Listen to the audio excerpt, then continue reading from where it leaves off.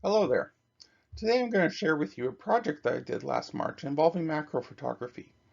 You can think of it as part education segment as I talk about what macro photography is and how I did it, part being there as I'm talking about my personal journey doing it and the photos I took, and part critique as I talk about what I like and don't like about the photos with the hope that you're learning from it. So let's get to it. To give you an idea of what I'm going to talk about, first I'm going to cover the more educational aspect in talking about what macro photography is, how I went about doing it, and why I did this project. Then I'm going to show you what I consider to be the 5 best macro photos I took and my 5 worst. Also, I'll talk about what I learned from taking them.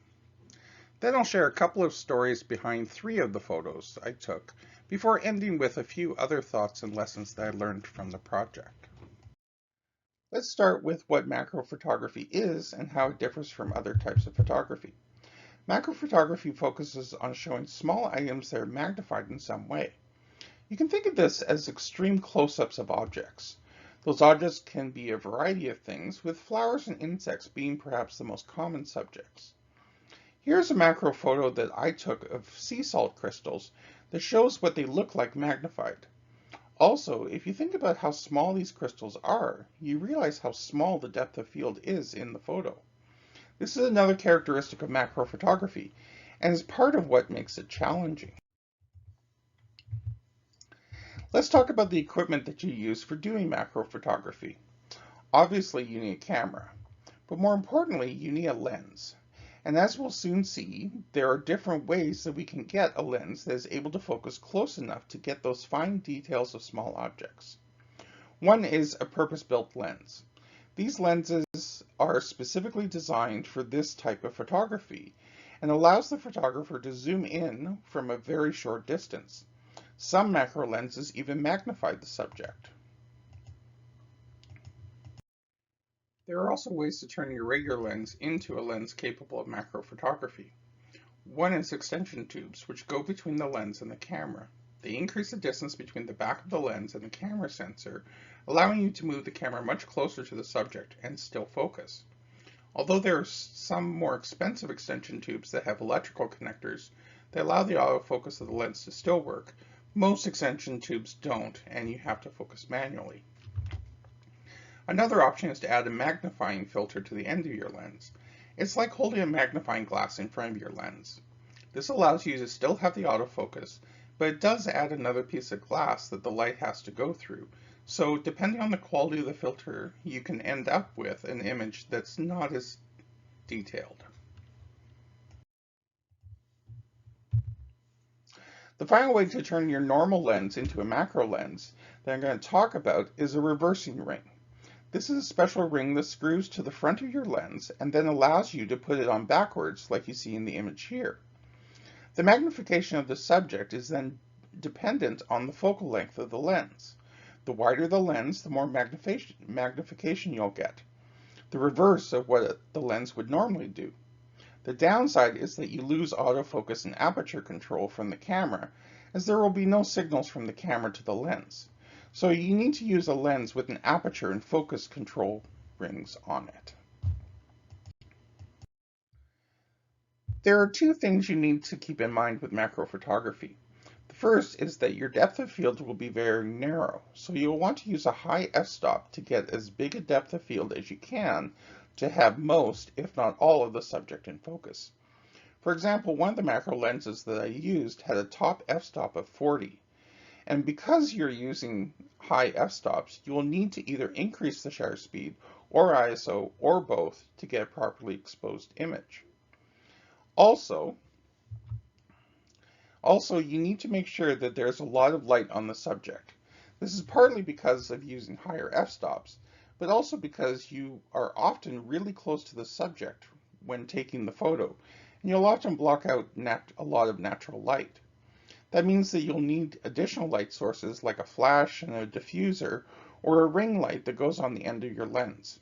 As you'll see, I found that light was one of the trickier aspects of macro photography.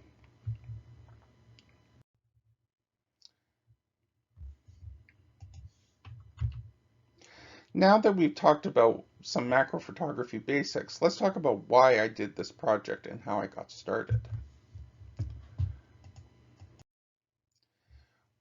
What started me on this project was a bit of spring cleaning. Over the past few years, I've inherited a lot of camera equipment from my grandmother who passed away a number of years ago. This equipment has trickled in from my father as he went through more and more of her things that he was storing. At the end of February, I was going through the latest batch that I brought back with me at the end of last summer. One of the items was an old Canon 200mm film lens and an adapter for a Nikon body that I figured out how to use. The other was a 105mm macro lens that had been sitting on my shelf for a few years. So I was looking for a reason to try them out.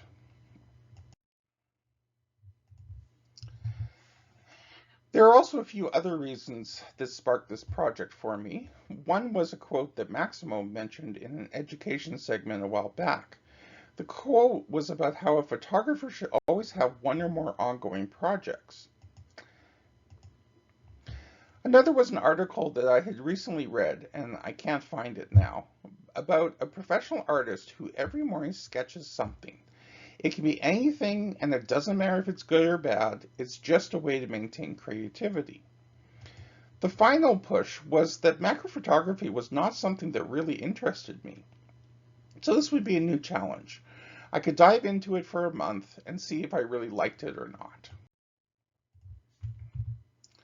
So here's how I planned out my project.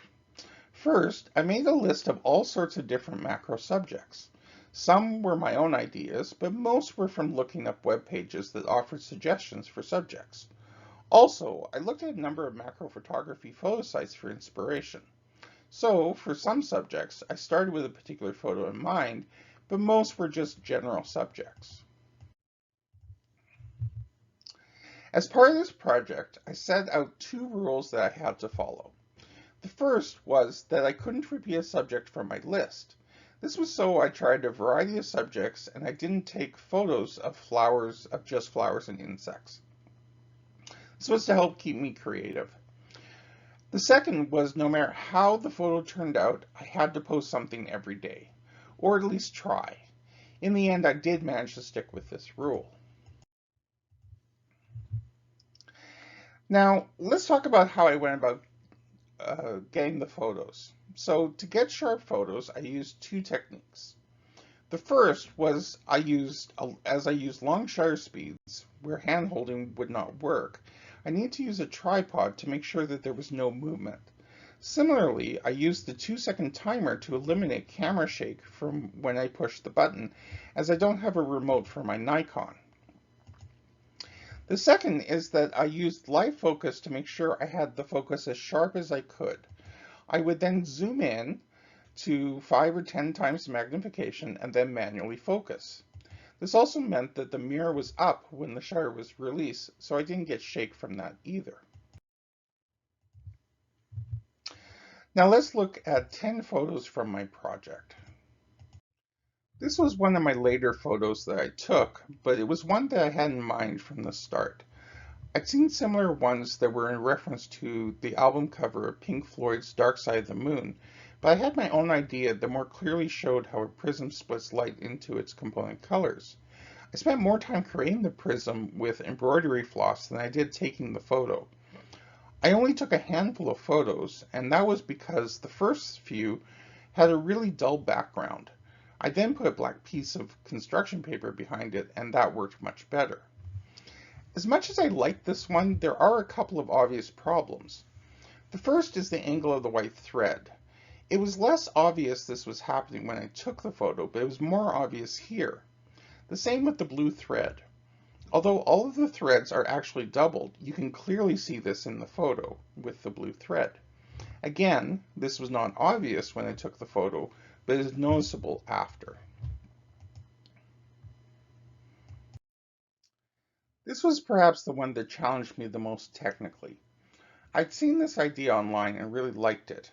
The two websites that described how to do this said it was easy. I didn't find that. To get this to work, I had to turn off all the lights in the room and then bounce a light at exactly the right angle off the CD.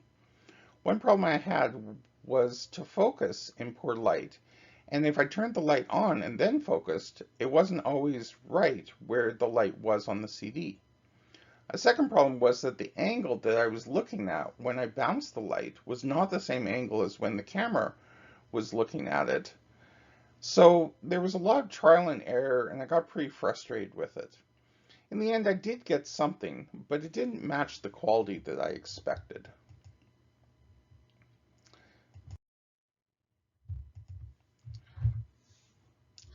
This was my first setup photo where I had an idea in mind and then I put it together.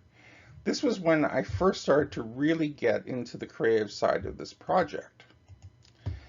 The biggest lesson I learned from this was how small imperfections get amplified in macro photography. As careful and meticulous as I tried to be to get all the points aligned, they were too small to really see with the eye, and it's very obvious that they're out of alignment in the photo. This was another of those subjects where the person who explained how to do it said it was easy, but I didn't find that to be the case. The typical version of this subject is oil in water, and I did try that, but when I found a video about water droplets in oil, I liked that idea and the results better. So that's what I tried. It was very messy, and I found that you had to be very careful in putting the water into the oil.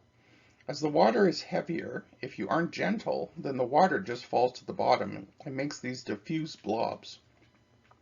You had to get the water droplets so it didn't break the surface tension, so the drops would stay floating. This also had an interesting effect, as you could see the water droplets gravitate and move towards each other. I wasn't happy with the results, but as I had a rule that I had to post whatever I took, I did. What I found is that a lot of people really liked this photo. It may have been the one with the highest number of likes. So it taught me that others definitely don't see your photos the same way that you do.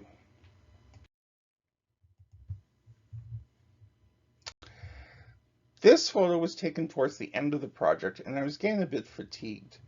I took it more because I felt like I had to do something. I happened to have some sunflower seeds for a bird feeder by the door and just put some in a dish, put it on the floor, and took some photos straight down. When I went to process the photo, the texture stood out to me. As I was moving around Lightroom, I accidentally hovered on the cross-process preset, and I really liked the look it gave the photo. So I went with that, and then I looked up what cross-processing is. I'll leave it to you to look up the details, but in short, it's a technique from the film days of photography.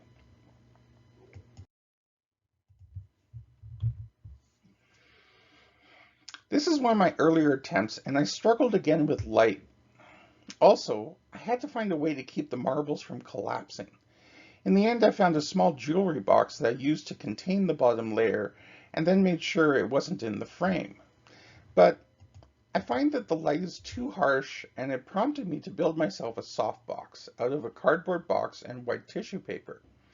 I didn't quite build the box right, but I did use it pretty much for all of my photos for the rest of the project.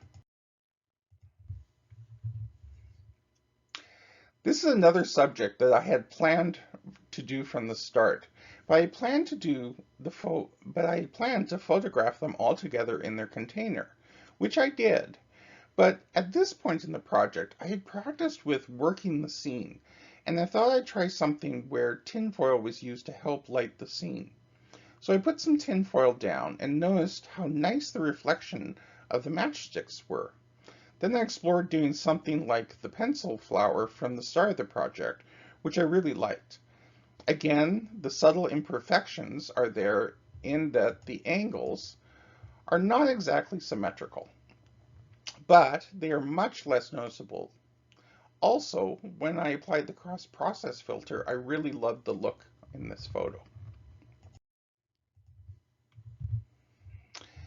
This was the last photo I took in the project and was a 2-for-1 with the scavenger hunt, in that I consider this a self-portrait.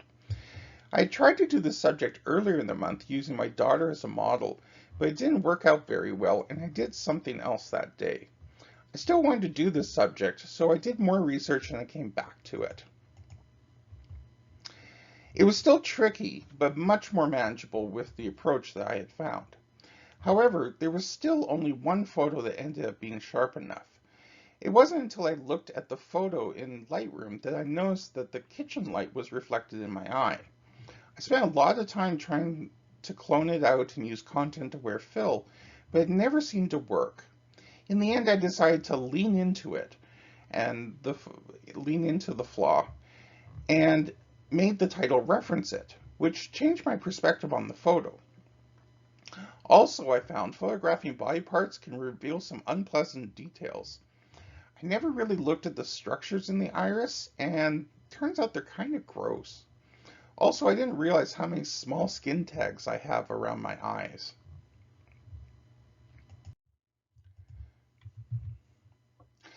This was a subject that had been on my to-do list for a while, and this project gave me a reason to do it. Again, I researched how to get the best results. You use distilled water and put it in an insulated cup so the water freezes slowly. When I took the photos, I put a red tablecloth behind it, which you can see as the texture at the bottom. But it was too distracting and I wanted the focus to be on the bubbles. I found the black and white worked really well in this case, and I later posted this on a photo sharing site. And it turns out this is my most viewed and downloaded photo from there. So many people have liked this photo. Fruit and vegetables is also a common macro subject and one that I felt I had to do as part of the project. But I wanted to do something different, so I decided to try an exotic fruit. I chose dragon fruit, as it is similar in look to kiwi. I had bought two fruits, and I'm glad I did. When I cut the first one, I cut it in a strange way and it looked weird in the photos. So I was glad to have a backup. However, I never really was happy with the photos, and they all had this wet look to them that I don't like. The experience got me thinking that food photography may not be something that I want to pursue. But who knows? I also said that about macro photography. Having seen what I consider to be my best and worst, I thought I'd share a few photos that have some stories behind them.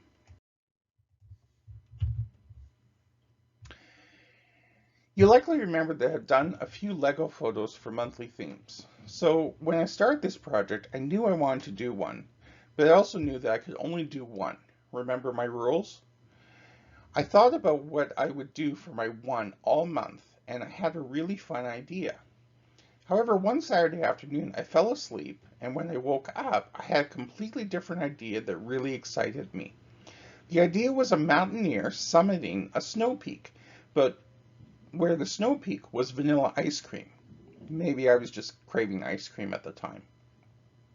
I rushed down the stairs, grabbed the ice cream from the freezer, found my Lego figure, and set up the scene.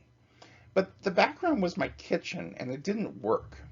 Then I noticed the case of one of my kids' handheld game systems, and that it was a nice sky blue. I put it far enough behind the figure so it was blurred and took the shot. I had to move it a few times so that the logo on the case wasn't in the frame, but in the end it turned out better than I had thought. The big lesson is to follow your inspiration and don't be afraid to abandon an idea when a different one comes along.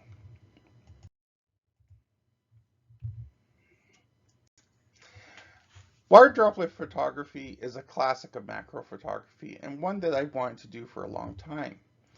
However, from what I had read and seen online, it required sophisticated equipment that controls the frequency of the drops and the timing of the flash and shutter. The expense put me off, so I never really pursued it. But I really wanted to do a water droplet for my project, so I looked deeper and I found a video that showed how to do water droplet photos with most of the equipment that I had around. What I did was suspended a Ziploc bag that was half full of water from the light over my kitchen room table. I put a large roasting pan with water in it underneath and then pricked a small hole in the side of the Ziploc. This resulted in a slow drip off the corner of the bag, and then I looked at where it was hitting the water. Then I took a ruler and I put it across the pan right next to where the drop was falling and noted the number. Finally, I focused my camera on that number on the ruler so the camera was focused right where the water splashed. I then took the ruler away. As I have a remote for my Canon camera, which is what I used for this photo, I then started to figure out the timing of when I needed to hit the button. As you might expect, this was the one subject where I took the most photos, and that was by a lot, as most of those photos were misses. As I was at this for some time, one by one, each of my kids wandered by the kitchen. From their point of view, they couldn't see the Ziploc bag, so they were each mystified by where the water was coming from. When I told them, they were amazed. Now, a few tips on doing water droplet photography, the way I did it. First, don't use a perfectly circular pan. What I found happens is that the waves from one drop will bounce back off the edges and interfere with the other drops. Now, this could be interesting if the drops were timed just right, but getting that timing is just too hard with this setup. Instead, use an oval or a square or a rectangular pan. Also, make sure that it's large so there's time for the water to settle in between the droplets. Second, as water is clear, use a solid black pan. Otherwise, you'll see the bottom of the pan. You can see this in this photo as those white flecks there at the bottom of my roasting pan. Lastly, it's best to bounce the flash off something behind the water so the droplet is lit from behind.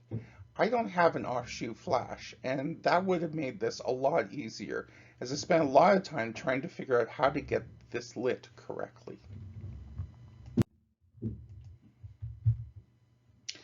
My final story is about this photo. Take a moment with this. Do you know what it is? I thought it was obvious, but when I showed my wife, she couldn't figure it out. This is a couple of strawberries and lemons in 7-Up. This is another classic macro subject, and one that I planned to do from the start. This one was fun, but that my wife couldn't figure it out, even though she was sitting with me in plain view from start to finish, mystified me. This taught me that with macro photography, what seems obvious to you is not always so obvious to others. In retrospect, if I'd left the tops on the strawberries, maybe that would have helped people to understand what this photo was.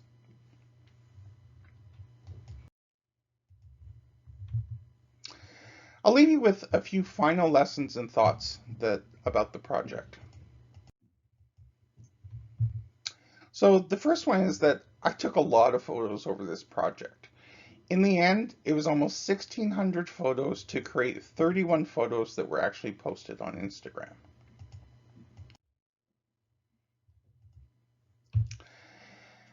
Some other lessons that I learned include that it's really scary to put yourself out there like this.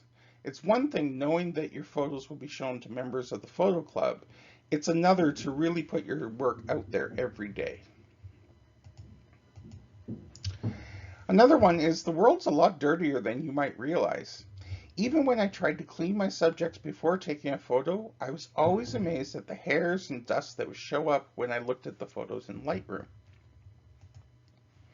And finally, and this follows from my first comment, you never know who's looking at your photos and how it will impact them.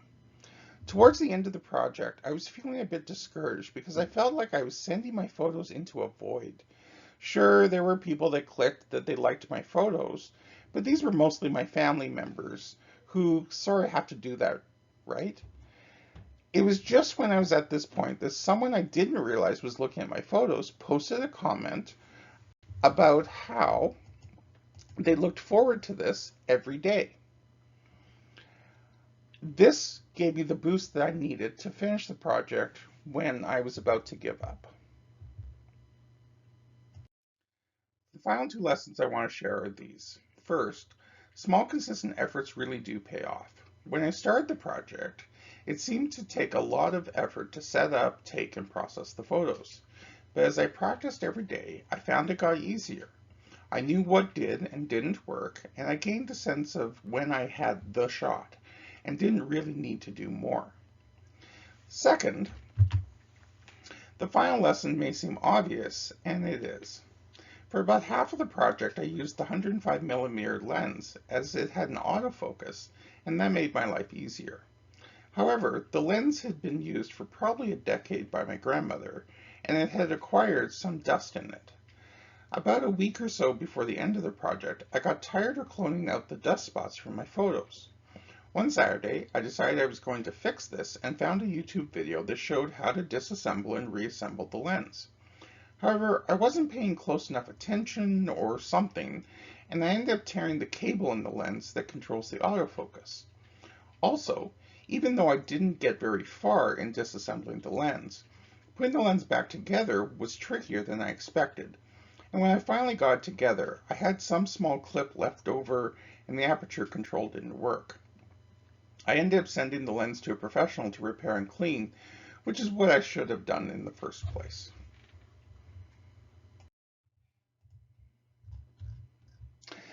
So that's how I spent my March. I'm planning to do it again next year, and you're welcome to join me if you want. You've seen almost all of the photos I took in this presentation, but if you want to see all of the photos that I posted, you can go to hashtag Macro March Madness on Instagram or Facebook. Thanks for sharing my journey. I hope you found it interesting and that you learned something. Take care.